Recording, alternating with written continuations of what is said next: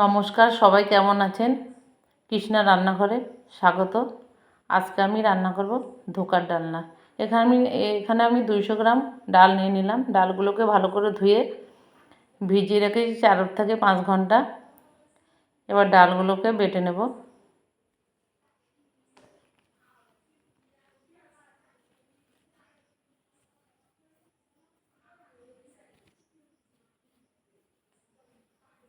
চারটে কাঁচা লঙ্কা দিলাম, একটু আদা দিলাম এবং এটাকে দেখুন পেস্ট করে নিয়েছি। আপনারা ইচ্ছা করলে শিলনোড়াতেও বাটতে পারেন। গ্যাসে কড়াই চাপিয়ে দিলাম, তেল গরম হয়ে গেছে। এবার একটু জিরে ফোড়ন দিলাম। জিরেটা দেখুন বাদামি কালার হয়ে এসছে।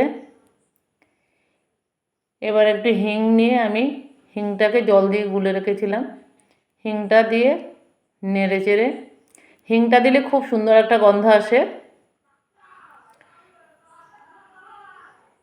এবার বেটে রাখা ডাল, আদা বাটা, কাঁচা লঙ্কা বাটা দিয়ে দিলাম। দিয়ে গ্যাসের ফ্লেমটাকে কমিয়ে দেব। এবার পরিমাণ মতো নুন দিলাম, হলুদ দিলাম,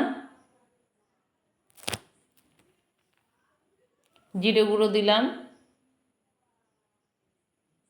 ধনে গুঁড়ো দিলাম। এটাকে আবার নাড়তেই থাকবো। আস্তে আস্তে নাড়তে নাড়তে দেখুন একটা মণ্ড পাকিয়ে গেছে। একটু চিনিও দিয়ে দিলাম। এবার কড়াই থেকে আস্তেই ছেড়ে আসবে। এই মণ্ডটা এই দেখুন হয়ে গেছে খুব সুন্দর। এটা 10 থেকে 12 মিনিট লেগেছে সময়। এবার একটা থালা নিয়ে নিলাম। থালার মধ্যে আমি একটু সর্ষের তেল দিয়ে থালাটাকে মাখিয়ে নিলাম, থালার মধ্যে সর্ষের তেলটা।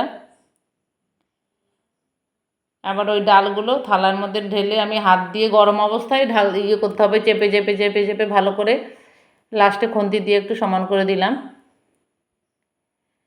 এবার কেটে নেব।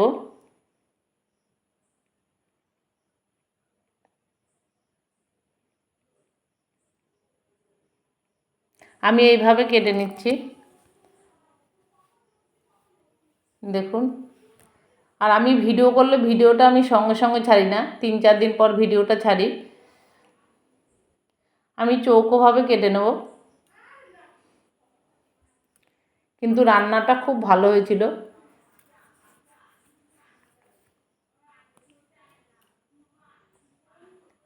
এইটা ঠান্ডা হতে আমি 12 মিনিট সময় দিয়েছিলাম। 12 মিনিট পর কেটে নিলাম এইভাবে চৌকো করে। আপনারা ইচ্ছা করলে অন্যভাবেও কেটে নিতে পারেন।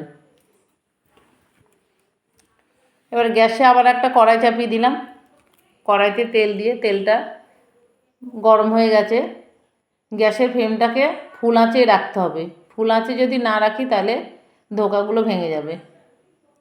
ধোকাগুলোকে সুন্দর করে ভেজে নেব।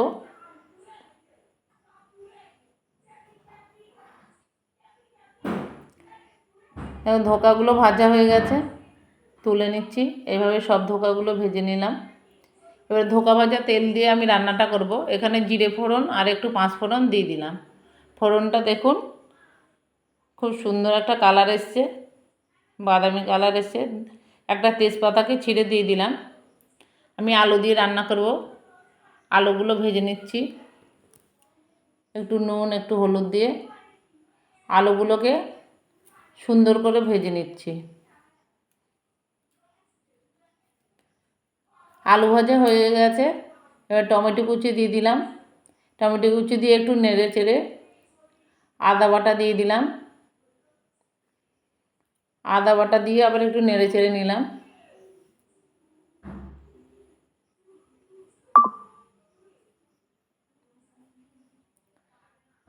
লঙ্কার গুঁড়ো দিলাম, দুটো কাঁচা লঙ্কা চেরা দিয়ে দিলাম। পরিমাণ মতো নুন দিলাম। জিরে গুঁড়ো, ধনে গুঁড়ো, গোলমরিচ গুঁড়ো দিয়ে দিলাম। হলুদ দিলাম। এবার একটু জল দিয়ে 5 মিনিটের মতো ভালো করে কষিয়ে নেব।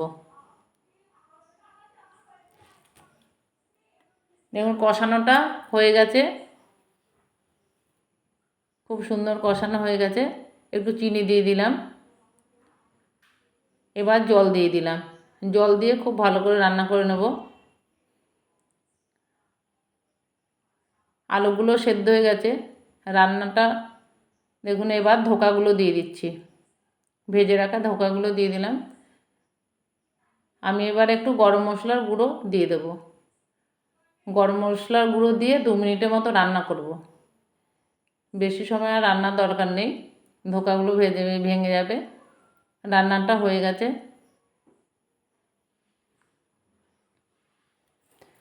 এবার নামিয়ে নেব। আপনারা এইভাবে রান্না করে দেখবেন, খুব ভালো লাগবে।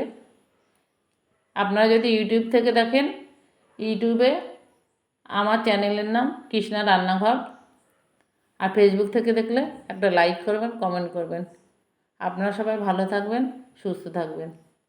আমার পুরো ভিডিওটা দেখার জন্য আপনাদেরকে অনেক অনেক ধন্যবাদ।